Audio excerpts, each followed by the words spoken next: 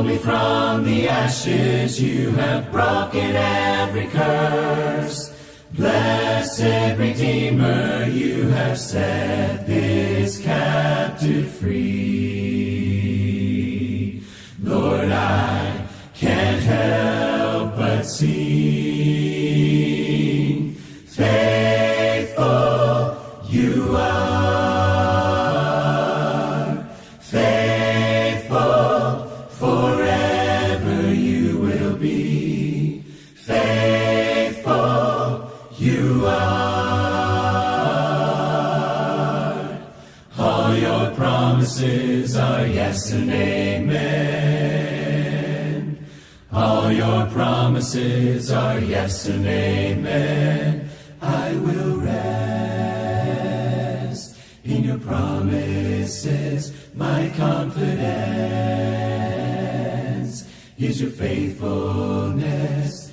I will rest in your promises. My confidence is your faithfulness.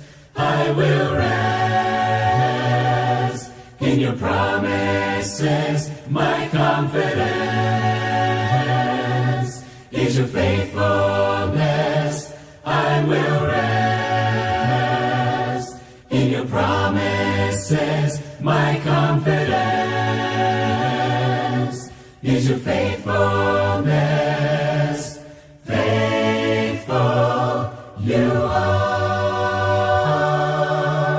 faithful forever you will be. Faithful you are. All your promises are yes and amen.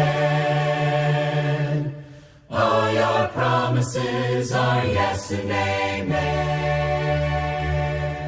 Who am I that the highest King would welcome me? I was lost, but he brought me in. Oh, his love for me. Oh, his love for me. Who the Son sets free, oh, is free indeed. I'm a child of God. Yes, I am. Free at last he has ransomed me. His grace runs deep. While I was a slave to sin, Jesus died for me. Yes, he died for me. Who the Son sets free, oh, is free indeed. I'm a child of God. Yes, I am. In my Father's house, there's a place for me. I'm a child of God. Yes, I am. I am chosen, not forsaken.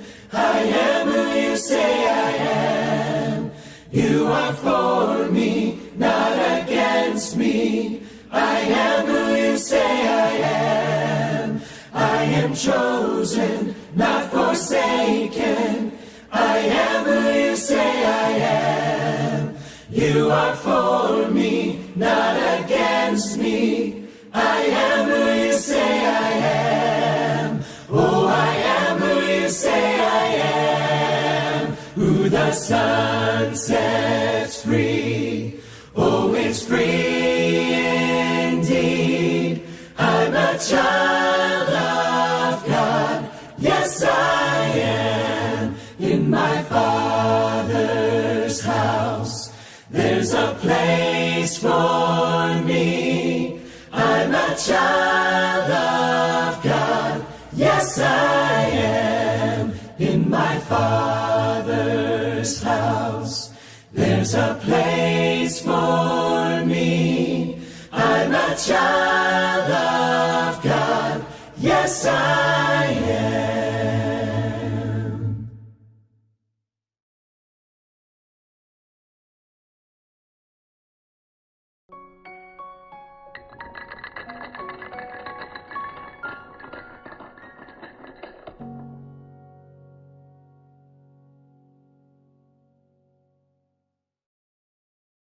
As we continue our study, I invite you to open your Bibles to Exodus chapter 14. Exodus chapter 14. So this series has been an exploration that we've called What Might Have Been, the idea of how we can make mistakes in life, and even though God forgives us and leads us to recovery, leads us home, like some of the construction signs behind me, the thing about a detour, so God gives you a direction, sort of like maybe following GPS. You're driving somewhere and the GPS says, go this route. So you're driving along, and then maybe you get one of those difficult, interstate exchanges in Dallas or somewhere, and the GPS tells you to stay left, but you either are not paying attention or you get hemmed in by traffic, and then you go right, and now you're on a different route.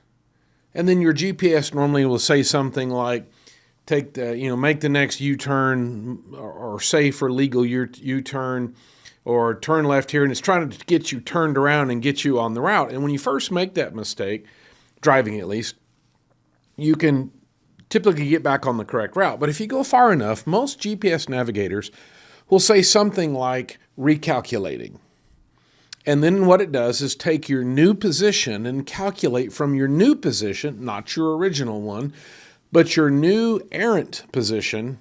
It'll calculate how to get from there to your final destination. So you still get there, but you have to understand that you are now on a different route that you would not have been on if you had followed the original instructions. And so God is always willing to forgive. His grace is more than sufficient. And so when we turn to God, He always forgives, always welcomes us, always leads us home. However, there can be, you can call them consequences or a different route, etc., because of that missed turn. So the whole point of this study is the idea of what might have been is, what if they hadn't have made that mistake? Then think how differently their lives would have been. They wouldn't have had to go through the consequences. They wouldn't find themselves on this alternate route, etc., which then is why we've been trying to learn from these examples by asking ourselves, well, where did it go wrong? What was that row of dominoes? If we could have just taken one out, made a different decision in that one moment, or done something different that would have stopped that flow, that would have interrupted that process. So now let's think about the word fear, or what is fear? Or maybe even perhaps more helpfully, what does fear do to us? In the modern world, we are too easily manipulated by or navigate by fear, or that is, avoiding the things we're afraid of. Unfortunately, fear sells. We notice a headline, we pay attention to a story. There's nothing more fascinating than a train wreck. And so we're drawn to the negatives. We're drawn to the things we're afraid of. And then that can pretty easily manipulate us. But even though we may not be manipulated, we still can spend so much of our life trying to avoid things we're afraid of. And that's a very crippled or restricted way to try to live. It's not the path of joy and peace.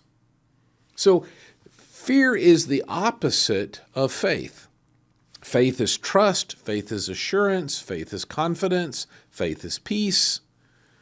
So fear then is to not have that trust, to be worried about something that is going to harm us in some way, alter what we want in some way, and so we're trying to avoid it. All of that to say, then there's an argument to be made that fear is, in a certain sense, then, a kind of control or an attempt to control. We're afraid of something, so we try to avoid it because we're afraid of the experience or whatever it might be. It is certainly opposite or detrimental to faith.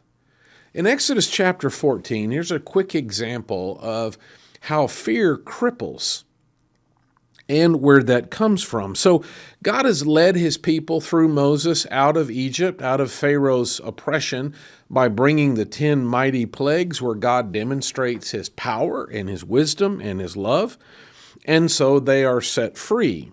But God allows Pharaoh to track back on them pretty quickly and seemingly hem them up against the Red Sea and thus provide a mortal or life-threatening experience for the Israelites, or at this point, the Hebrews. So verse 10 of Exodus 14, as Pharaoh drew near, the sons of Israel looked, and behold, the Egyptians were marching after them, and they became very frightened. They became very frightened. Why? That's really the question. Why? And then we'll be able to see what that fear leads them to do or how it influences them.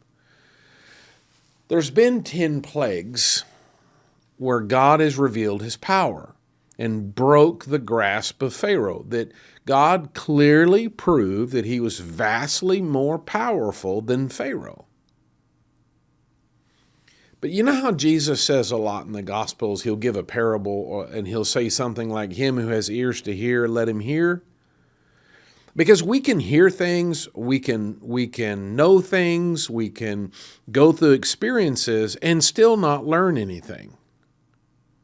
Have you ever heard the expression that there's an important difference between 20 years of experience and 1 year of experience repeated 20 times? See, the Hebrews are going to be given 40 years of experience, but they're never really going to get past their first opening days in following God. And the reason for that is they're not learning. They're not growing in their faith in God. They did not learn from the 10 plagues that God is vastly more powerful than Pharaoh. That's why when you see them following God along the way, as soon as there is a threat, they become afraid because they still don't trust God. So when Pharaoh draws near, that's the man who was defeated. That was the man who claimed to be divine, the man who claimed to be the most powerful man on the planet, whom God defeated soundly and openly and clearly. Pharaoh is a sore loser. He is a defeated leader, desperate to regain some sort of control or power. But the Hebrews lived through that, and they know Pharaoh is defeated, and they still become very frightened. I think you're human, so I think anxiety a little bit would be pretty natural, but they are very frightened by a man whom God just days ago defeated in a 10-0. In other words, God won every time and defeated Pharaoh. And so what does that lead them to do? Well, verse 11, then they said to Moses, is it because there were no graves in Egypt that you've taken us away to die in the wilderness? Why have you dealt with us this way, bringing us out of Egypt? Is this not the word that we spoke to in Egypt, saying, leave us alone that we may serve the Egyptians? For it would have been better for us to serve the Egyptians than to die in the wilderness. They were crying out to God for deliverance. And then God delivers them powerfully in 10 plagues. But when they are threatened by a defeated man, they're right back into very frightened, and that leads them to speak foolishness. What is the remedy? Well, apparently you need more experience in trusting God. So you've had 1 year of experience, apparently you need a second one. In other words, an opportunity to learn to trust God. How many more plagues do you need to see? Well, verse 13, Moses said to the people, do not fear. Stand by and see the salvation of the Lord, which he will accomplish for you today. You just stand and watch what God is going to do for you, because you're not going to have to do a thing. You are already convinced that Satan or that Pharaoh will wipe you out in spite of the most recent experience of the magnitude and the power of God. So you didn't learn from that. So here's another opportunity to learn. Moses continues, "For the Egyptians which you have seen today, you will never see them again forever. The Lord will fight for you while you keep silent." What is the lesson that they desperately need to learn? The Lord will fight for them. The Lord is for them. Romans chapter 8. If God is for us, who can be against us? But that's something that we have got to learn and accept, which they're doing neither. And so, of course, that's when God parts the waters of the Red Sea, and they cross the Red Sea, and then it closes in on Pharaoh and his armies, and the defeated man becomes the destroyed man, whom they will never see again. He and his army will perish in the waters of the Red Sea. Unfortunately, as you keep reading through Exodus, they're still not learning, and they're going to end up with 1 year of experience repeated 40 times in their wilderness wanderings. Now, let's look at a specific example and watch how this plays out for a man of faith. Let's go to 1 Samuel chapter 9, and let's track a little bit of the experiences of King Saul. This is an amazing and tragic story of a man who does so well and then falls so far. So let's try to learn from his examples. What did he do right, and where did he go wrong, that we could, from this cloud of witnesses, like the Hebrew writer says in chapter 12, that we could gain some wisdom, that we could avoid some of the same mistakes. So we meet Saul in chapter 9. Now, already the people have started saying, we want a king, which is a flawed and desperate problem. And God says, I am your king. You don't need a king. Well, we want a king. And then God tells him through his servant Samuel, all a king's going to do is build up his own house. He's going to take your sons and daughters, and he's going to raise an army, and he's going to build a palace, and he's going to plate it in gold. And how does a king do that? Well, he does it by taking your stuff. He's going to take your kids, your livestock, your money, your crops to build his house. That's what kings do. So you sure you want to do that? And they insist. And God's like, all right. And so the first king that Israel is going to have is a man named Saul. But here's his background, verse 1. This is 1 Samuel chapter 9, verse 1. Now there was a man of Benjamin whose name was Kish, the son of Abiel, the son of Zeror, the son of Bukaroth, the son of Apiah, the son of a Benjaminite. But listen to this, a mighty man of valor. He had a son whose name was Saul. Saul's dad was a mighty man of valor. Saul's father was a warrior, and an honorable one, a mighty one, a man of character, a man of strength. He was a man of valor, this translation says. What an amazing resume. What an incredible thing to say about someone. A mighty man of valor. That's hard to beat. Now then, verse 2, he had a son whose name was Saul, a choice and handsome man. There was not a more handsome man than he among the sons of Israel. From his shoulders and up, he was taller than any of the people. Saul is the original tall, dark, and handsome. But he's not, well, he's handsome, that's emphasized, but he's also tall, he's also broad, that he's the son of a warrior, and he has been blessed with a physique to match, that he would have the same kinds of strengths, that he would command strength when he walks in the room, command respect when he walks in the room. He's certainly a man everybody's attracted to. He's a man who has everything going for him. He's the kind of guy that people are naturally attracted to him. He doesn't have to work hard to get their favor or their attention. That's a real benefit. So that's how he's described. So he's a guy who's got everything. He's got great lineage. He grows up with a family of great reputation. His dad is a mighty man of valor, so his dad has a lot of respect and influence. Saul then is going to have a lot of respect and influence as his son. We also find that Saul is, as you would expect, you wouldn't expect a warrior to raise a son who's a wimp, who is unable to do anything. And so Saul is sent out. Verse 3, the donkeys of Kish, Saul's father, was lost. So Kish said to his son Saul, take now with you one of the servants, arise and go search for the donkeys. And then he passes through hill and valley and that part of the country into the next region, the next region. So he's the kind of guy who is responsible, who is self-providing. He's okay being out in the open for days and days and days, taking whatever the weather comes. They wouldn't have had the air mattresses, the awesome sleeping bags. They wouldn't have had he is the kind of guy that can rough it. So he is dependable. And remember that it's not just even today when you travel places and go places, there are places you can be that aren't necessarily safe. Well, Saul's going to have to travel over hill and dale here and there looking for the father's donkeys. There are, besides being out in the open, there's always the risk in those days, especially of robbers or a Philistine attack, some raiding band, it's just life. Kind of reminds me of a cowboy in the Old West going out looking for strays. Well, when he's out there looking for strays, he could get caught in a terrible storm.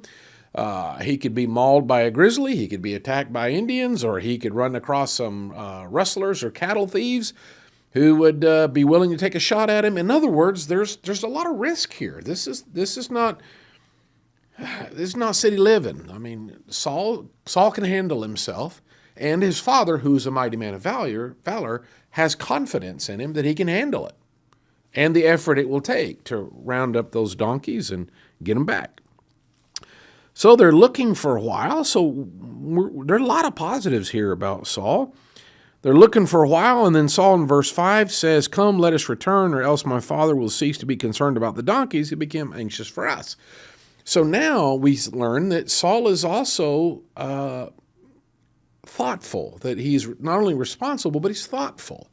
He's aware that his dad's going to start worrying about him, and he doesn't want his dad to worry. So it's getting time to wrap up this donkey hunt and head on home and at least touch base. He doesn't have the cell phone, can't send a text.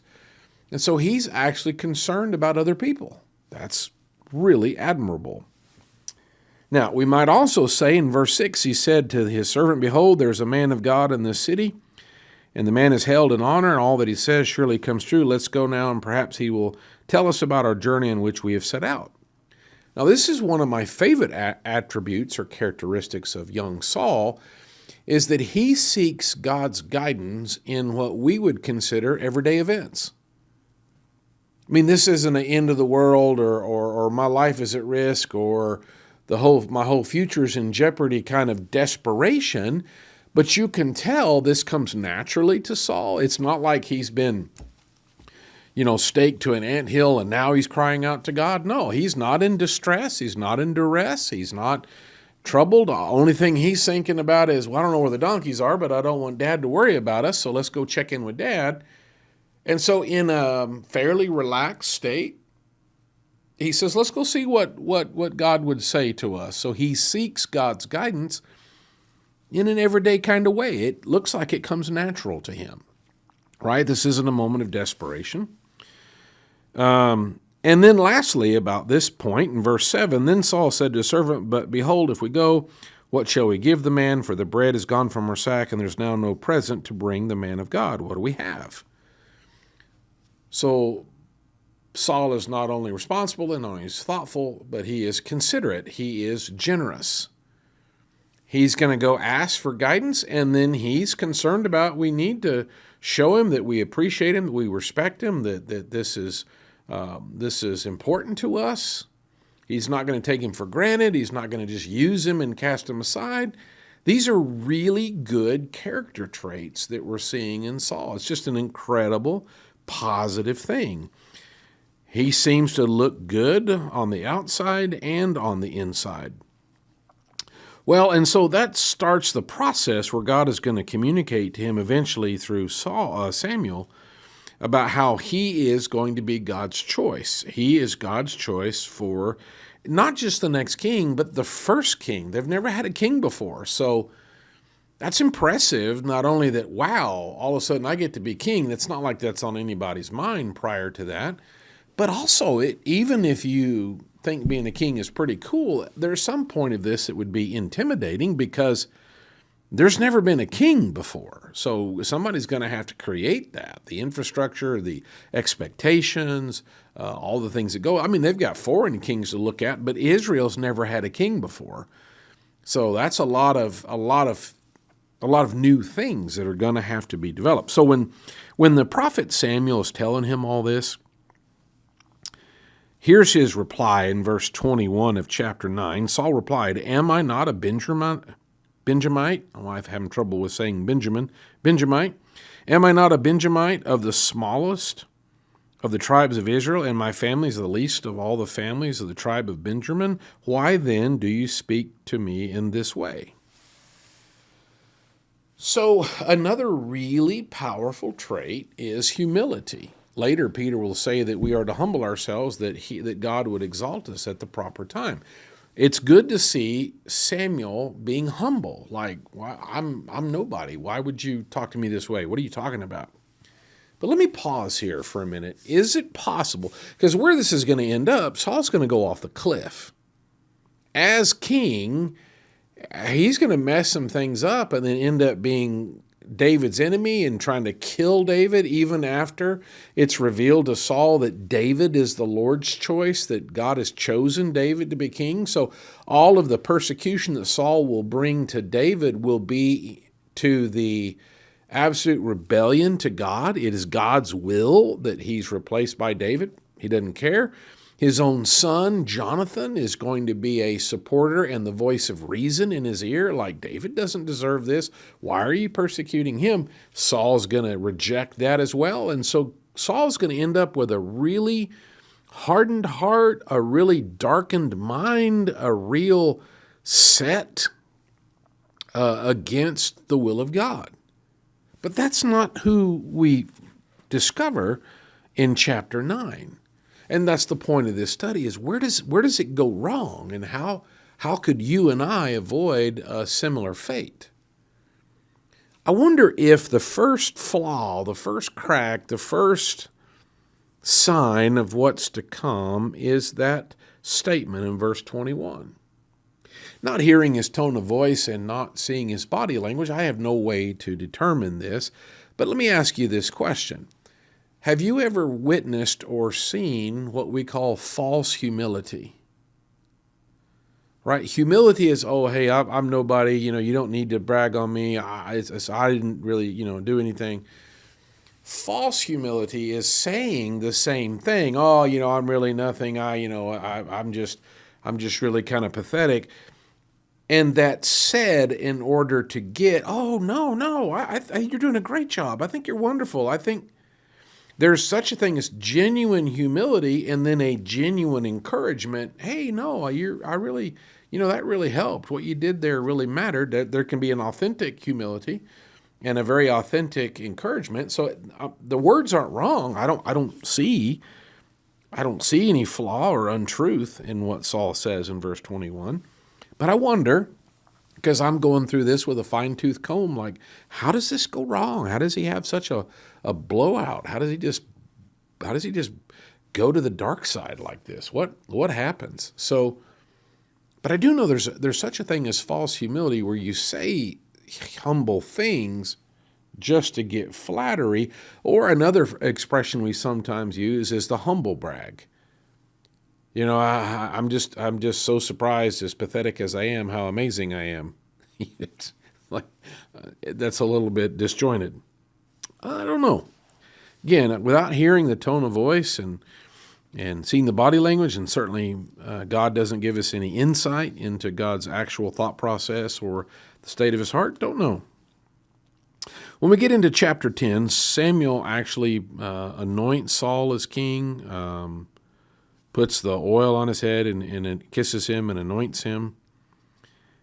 And he tells him things like verse 7 about there's a number of things that are going to happen, so that when they happen, it will be confirmation to Saul that, okay, God's really doing this. Because remember, they've never had a king, and there's been no vetting process before. How does he really know he's supposed to be king? Is God really going to be with him? Is this just an accident, or is God actually at work? So Samuel just lays out in chapter 10 all these little things, all these details, very detailed, about this is going to happen, this is going to happen, this is going to happen, this is going to happen.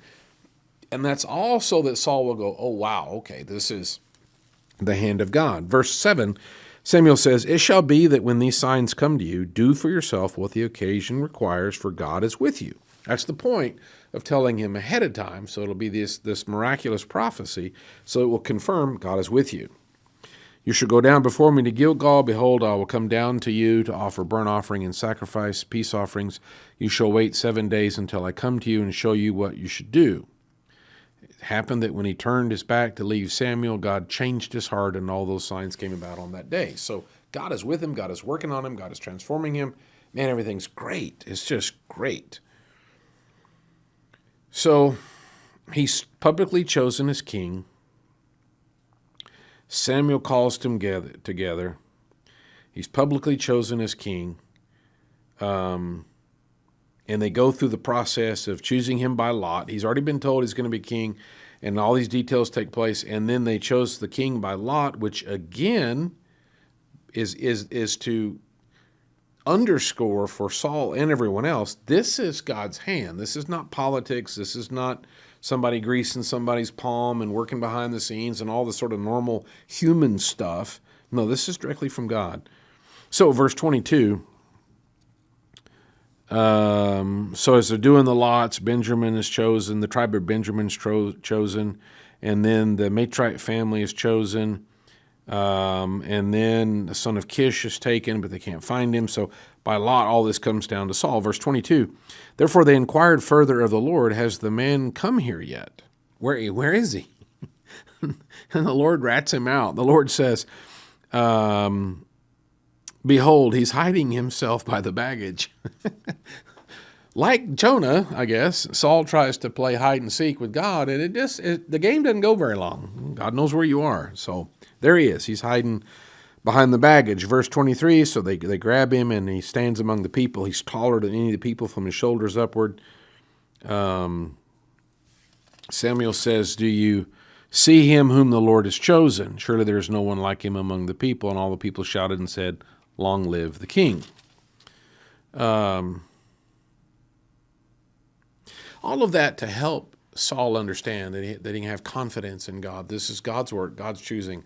Later, Paul will say in Philippians 4:13, I can do all things through Christ who strengthens me. Is that the hope? All of chapter 10 is like one way or another God showing to Saul, I got you. This is me. I'm doing this. You just hang on. I'm the one that's providing the ride. Very clear all the way through. And then lastly, as far as Saul's character, not everybody loves the fact that he gets to be king and not them. So the chapter ends in verse 27. "But certain worthless men said, 'How can this one deliver us?' And they despised him. It did not bring him any present, but he kept silent." He didn't throw a fit. He didn't demand they do something or whatever. And so that's, at that point, that's another good sign that he's just seems to be letting God lead and not feeling the need to defend himself. He's not defensive.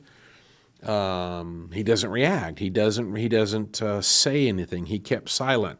One way to translate the Hebrew is he acted as one deaf. Didn't hear it.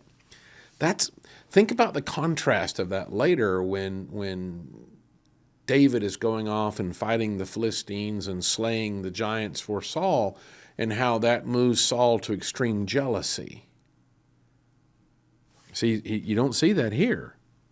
But that jealousy is the evidence of a darkened heart, a very different spirit than what we're seeing all the way through chapter 10. Now then, let's go on over to chapter 13, and here's where it goes wrong. So everything's been positive. We get the summary statement about his reign over Israel. And then there's some battles that are mentioned in the first part of chapter 13, and he's very successful, very powerful. And of course that stirs up the Philistines, right? There's a new sheriff in town, so they get upset, verse 5 and following, and they throw together 30,000 chariots, 6,000 horsemen, and then foot soldiers like the sand on the seashore, and here they come. Okay, that's impressive. That's like Pharaoh coming after the Israelites. And there's a lot of people. And so, man, people get nervous. They're hard-pressed. In fact, verse 6 says they hide in caves and thickets and cliffs and cellars and pits, and some even cross over the river and kind of bail out. So there's a lot of fear. Everybody's hiding. Saul's great army is all hiding around. Last part of verse 7, but as for Saul, he was still in Gilgal, and all the people followed him trembling. A lot of people are afraid. They've had some early successes. They've won some battles. Yay! And they have kicked the Philistine hornet's nest over, and here they come like all of them. And at this point in their history, it's also mentioned in this reading that the Israelites don't have any blacksmiths, so they've got wooden instruments. But the Philistines have got iron. They've got chariots, which would be the equivalent to a tank on the battlefield. And that doesn't feel very good if you're standing there with a 30-06 bolt-action rifle. Here comes an armored tank. They can just run over you or just blow you up with a massive cannon. That's the way the foot soldiers would have looked at here. I got my wooden stick or my wooden spear or my club, and I'm looking at chariots and iron, and this is bad. So they're outclassed, outmatched, outnumbered, out everything.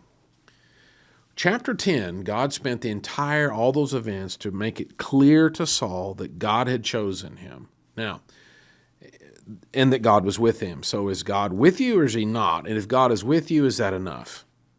Remember way back when he was chasing donkeys, he said, hey, let's go see what God wants us to do. And he was good with it. Good with it. Well, I mean, he grows up, life moves on, the challenges get bigger, but God doesn't get smaller. The challenge is bigger. He's not chasing donkeys. He's being chased by, or at least threatened by, a bunch of Philistines, and everybody around him is trembling. Well, verse 8, so he waited 7 days according to the appointed time set by Samuel, but Samuel didn't come to Gilgal. He's late, and the people were scattering from him. Well, they're barely there in the first place. They're all trembling. So, verse 9, Saul says, bring me the burnt offering and the peace offering. And he offers the burnt offering, and as soon as he finished, which is not coincidental. God waits until we make the decision, right? We're having to, are we going to trust God or not? Are we going to trust God or not? And then he doesn't. He offers these sacrifices himself. So Samuel shows up, and he says in verse 11, what have you done? And Saul says, because I saw the people were scattering from me, that you did not come within the appointed days, and the Philistines were assembling at Michmash. Therefore I said, now the Philistines will come down against me at Gilgal, and I have not asked the favor of the Lord. So I forced myself and offered the burnt offering. Well, this begins the descent. And Samuel says, you've acted foolishly. You've not obeyed God. You haven't trusted him. And so now your kingdom is not going to continue. Verse 14, but now your kingdom shall not endure. The Lord has sought out for himself a man after his own heart. And the Lord has appointed him as ruler over his people because you have not kept what the Lord commanded you. Why? Why did Saul disobey? Fear. Saul was influenced and infected by the fear of the people around him. What are some of the signs about what's going wrong? Remember, he's the son of a warrior and a man of valor. He has a genuine relationship with God where even when he's chasing donkeys, he asks for God's help and guidance. In everyday living, his faith was genuine and real. His humility was, why are you choosing me? I'm not anybody special. But something changes. Saul is influenced by others' fear and catches a bad case of it himself. Look at the language in verse 11 as we really consider trying to really analyze where the tipping point is. Because when Samuel says, what have you done? Saul says, because I saw the people were scattering from me. Was God leaving him? Where was the God is for me, no one can be against me? Where is the with God all things are possible? What he says is the people were scattering from me. So now it's Saul, in his own strength and in his own power. He says in verse 12, and you know what? I hadn't asked the favor of the Lord. What kept him from just asking God for help? What prevented Saul from just praying? Lord, would you be with me? What prevents him from doing something like that? Why does he offer the sacrifices in Samuel's place? That means, it would seem then, that offering of the sacrifices was not to please God, but to keep the people with him. So now all of a sudden the sacrifices are not about worship. They're not about finding favor from God, but about pleasing others, about maintaining his power, about keeping his following. He does it so people won't leave. He doesn't do it to get God's favor. Saul has been compromised by his own success. Whether that original humility was genuine or whether it was kind of a false humility, either way it has evaporated. And so now he is fearful because he is depending on his own strength, on his own army, on his own people. He doesn't have a heart for God, is what the prophet tells him in verse 14. That's how David's going to be different. Saul doesn't offer the sacrifices because he has a heart for God. He offers the sacrifices to keep people from leaving him. He doesn't need... There's 30,000 chariots and what was it, 9,000, 30,000 chariots and 6,000 horsemen and people like sands of the sea. He doesn't need numbers, because the very next chapter is one of my favorite hero stories in the Old Testament, where just Jonathan and his armor bearer, two guys, are going to wipe out a Philistine garrison. Just two. So it's not about numbers. It's about whether or not God is with you. It's about whether or not you are serving the Lord. Saul's fear leads him to make some serious mistakes because his faith had drifted. Faith from God is with me to faith in himself, in his armies, in what he can see and what he can count, that he didn't learn from. Let's turn to Mark chapter 6 as we draw a couple of conclusions. He didn't learn from all those experiences about how everything happened just like God said it would, that God is with him. This is all about God's plan. God has set him up for this purpose. And he forgot all that, as we often do. In Mark chapter 6, the disciples have already seen a number of different miracles. They've had the sick being healed, the feeding of the multitude of 5,000, etc., in just here in Mark chapter 6. So in verse 45, Jesus sends the disciples to cross the lake in a boat. He himself stays to pray. Verse 47, when it was evening, the boat was in the middle of the sea, and he was alone on the land. Seeing them straining at the oars, for the wind was against them, at about the fourth watch of the night, he came to them walking on the sea, and he intended to pass by them, but when they saw him walking on the sea, they supposed it was a ghost, and they cried out, for they all saw him, and they were terrified. All right, so this is an experience in fear. They're scared. But immediately he spoke with them and said, "Take courage, it is I, do not be afraid." Then he got in the boat with him, and the wind stopped, and they were utterly astonished. Why? I could see, they don't know it's Jesus at first. It's just a ghost. I mean, who else walks in the water? What is this? Okay, that's fine. That makes sense. But as soon as Jesus says, "It's me, don't be afraid," then we're like, hey, everything's great.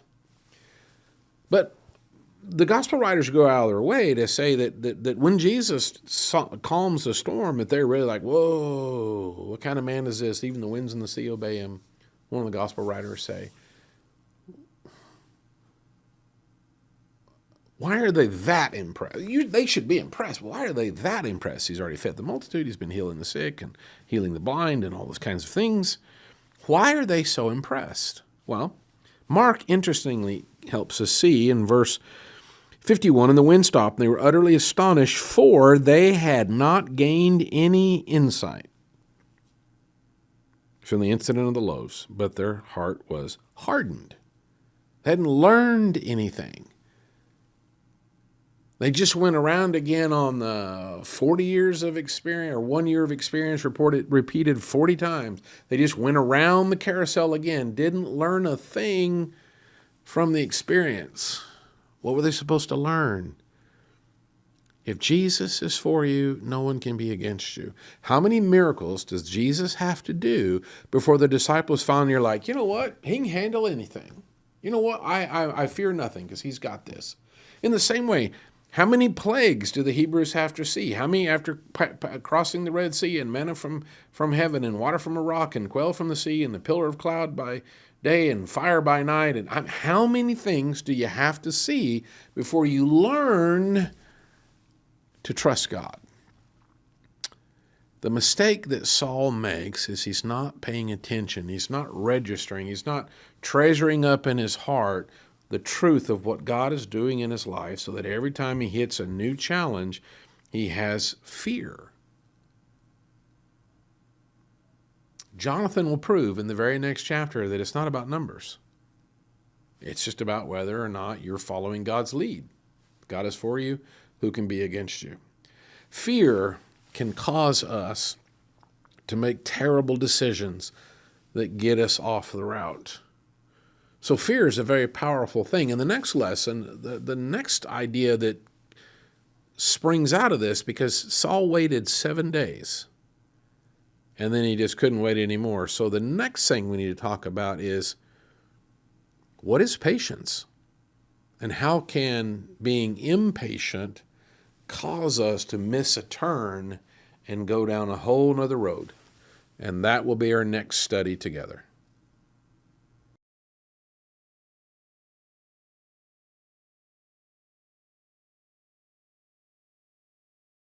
The ground began to shake, the stone was rolled away.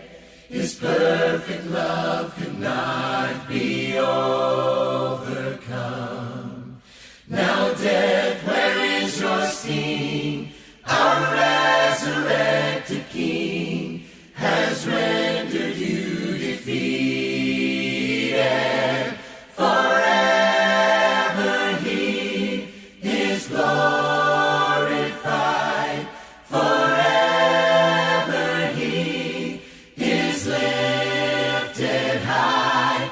Forever He is risen. He is alive. He is alive.